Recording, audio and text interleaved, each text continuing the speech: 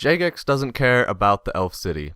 The entire city is just a skill plot in the shape of a city. It's a tool to be used by the player, not some sort of new area for the player to explore and discover things about the elves. My main gripe with the city is that you can't talk to anybody unless they have some specific purpose. You can't talk to any passerby elves, and this feels extremely out of place considering you can talk to basically any NPC in any other city in the entire game. The first thing I wanted to do in the elf city was talk to the elves and see what they had to say. I mean, from my understanding, they've been trapped in a crystal for like at least a couple hundred years. I'm sure they would have something interesting to say. And even if they weren't, they'd still probably want to talk about it. I mean, the elf city's back. It's amazing. The city also has a surprising lack of houses and a surprising lack of being able to explore those houses, which makes this area feel even less like a city and even less like a Runescape city.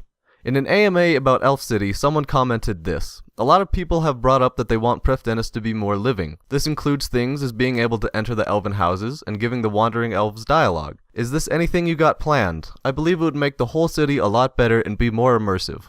Mod Raven replied with, "It is more immersive, I agree, but it is also a huge draw on development and translation resources for ultimately negligible benefit. Going into the houses would also be quite a large graphics time drain, so I wouldn't expect that. We are looking for possibly adding more dialogue and the like, but personally, I feel the city already offers a lot." Personally, this is the dumbest thing I've ever heard. They don't want to make the Elf City, a city that players have been waiting 10 years for, that mystical city that has never been seen before, that home of the elves, more immersive because it requires work. Lore is dumb.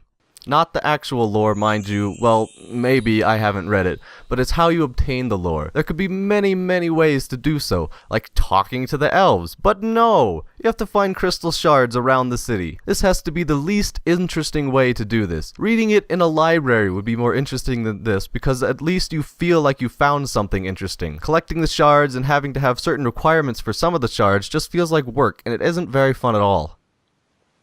Why is the city floating above the ground? Is there any real reason for this? I mean, where did these cliffs even come from? They weren't there before the city came out, and I doubt they're part of the actual city. And why did they just drop off as the city begins? It's kind of odd that the elves decided to take these natural walls and build a city on top of them rather than inside them. This is just unnecessary. If you're going to do this, at least let us go into the lower part of the city as well. To be honest, the city layout would probably be a lot better if it was on the ground rather than the air. All the elven clans look the same. Not just the clans, but all the elves everywhere. The fighting elves look like the farming elves look like the smithing elves. Why are they all wearing the same clothes? Do they only have one tailor that knows how to make one set of clothes? This makes differentiating the different parts of the city rather difficult, and considering the EXP boost in the city changes to different areas quite often, I feel it's rather important to be able to easily tell them apart. It's not that hard, just make them wear their clan cape or have them wear their clan colors or something. In conclusion, Jagex didn't put as much work into this as they should have. They made the city only with the intention of it being a giant skilling plot and not as a new city. Maybe they'll fix this stuff when part 2 of the city comes out. Or maybe I'll have to make another video about it.